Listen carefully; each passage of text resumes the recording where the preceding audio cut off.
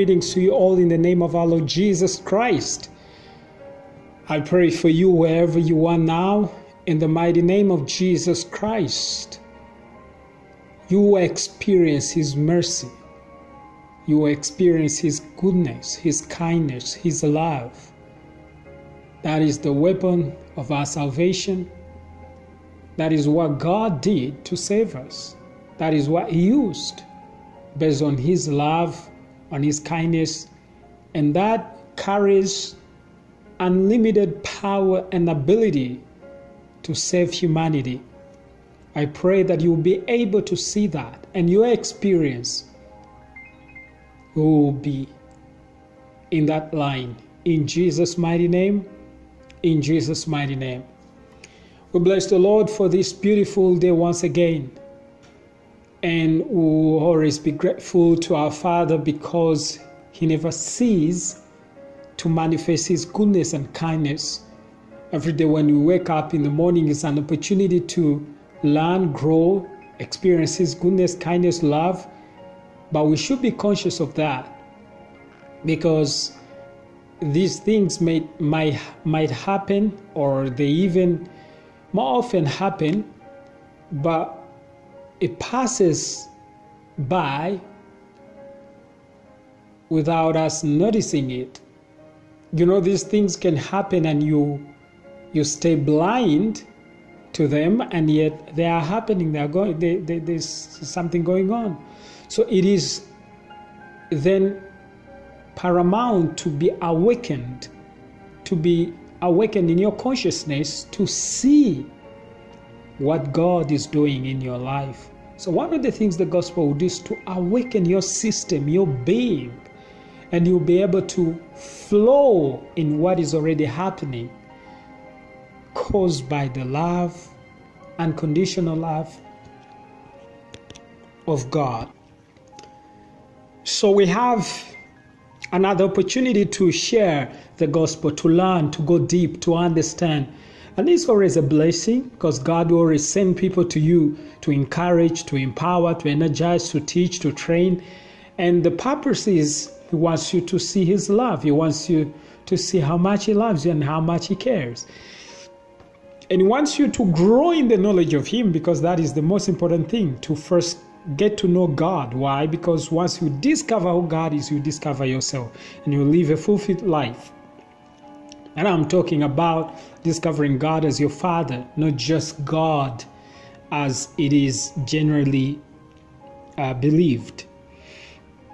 Now, we have been learning and we have been examining the voice of God, which spoke to Jesus, but He spoke loudly, and all the people who were there were supposed to hear that voice, because it was not whispering into His ears. Rather, it was speaking loudly after Jesus had prayed. And so the Father was responding and answering, and some people heard the thunder, and others said it is an angel speaking to Jesus. So we are learning and discovering that something very interesting here is taking place. Well, do we really hear what God says, or we hear a thunder when it is that beautiful, amazing voice of God speaking to us? Do we listen to the voice? Do we hear Him speaking to us? I was talking about the accuracy of the interpretation, how important this is. Most times you'll find the issue is not that God did not say anything, but when He spoke, we did not hear Him. This is a good example to discover that, well, it is important to understand what I heard. The Bible talks about a sower who came out and was sowing his seeds in different places. But in the 4 kinds of soil or ground, we find the 4th kind of soil ground. It is the best one. And the seeds which were sown is in there, germinated and produced results. they had a great harvest. And through the interpretation of that fourth kind of soil, Jesus said, those are the ones who hear the word and who understand it. See, those who hear the word and understand it. Now, even the rest of, even those other fields, soils and grounds, different grounds, on the way, on the street, the way some fell on the way, which is the street, and the birds of the air came and picked them up. Some fell on the rocky ground, others fell in thorns. So all those kind of grounds are present in how we hear or respond to what is spoken to us. But then my focus was on this last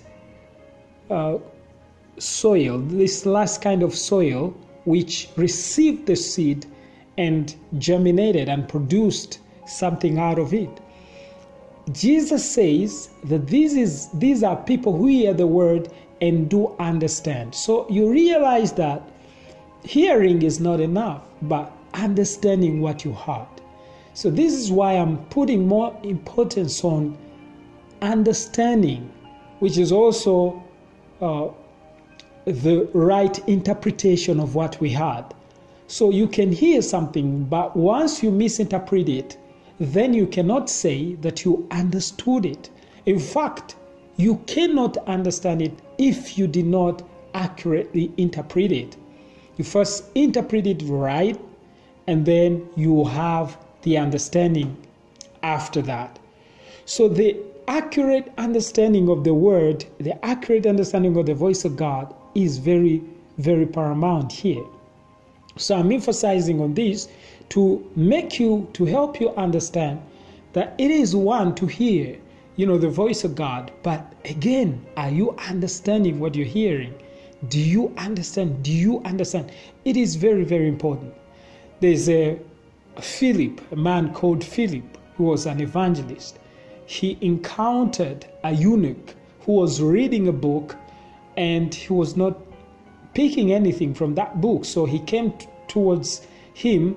The evangelist came to the eunuch who was seated in his chariots, and so he asked the eunuch, "Do you really understand what you're reading?" The man said, "How can I understand unless someone explain it to me?" So he asked questions about what he was reading. So the point here is, yes, you can even read, but do you understand? This is the point that I'm bringing across, so that you may think and ponder about it. God spoke then when Jesus was standing there. Unfortunately, instead of people hearing what God was saying, they had a thunder. That is the first group. The second group said they had the angel speaking to Jesus. So they were like, well, somebody spoke, that somebody's the angel, and that angel was not addressing to us. He was talking to Jesus. And so they could not believe that God could speak to them as well. But this is the point. God is already speaking to you, and God has been already speaking to you. The issue is you are not awakened to hear him, and yet you are supposed to be hearing him. Why? There's so much beauty in his voice. There's so much beauty in his voice. Now we read in John chapter 12 verse 30. He says, Jesus answered and said, "This voice did not come because of me, but for your sake." Do you realize that the voice came for the sake of the people who are there? Do you realize that even that voice was to be heard, was supposed to be heard by the people who are there? This voice did not just come for Jesus. It came also for their sake. They had to hear what the Father was saying, because he was saying that he is glorifying his name. He's glorifying his name. And glorifying his name, it means that he wanted to reveal himself as the Father. as it was revealed in Christ Jesus, Jesus was calling God the Father, and he wanted the whole world to discover that, yes, he is not only my Father, he's also your Father.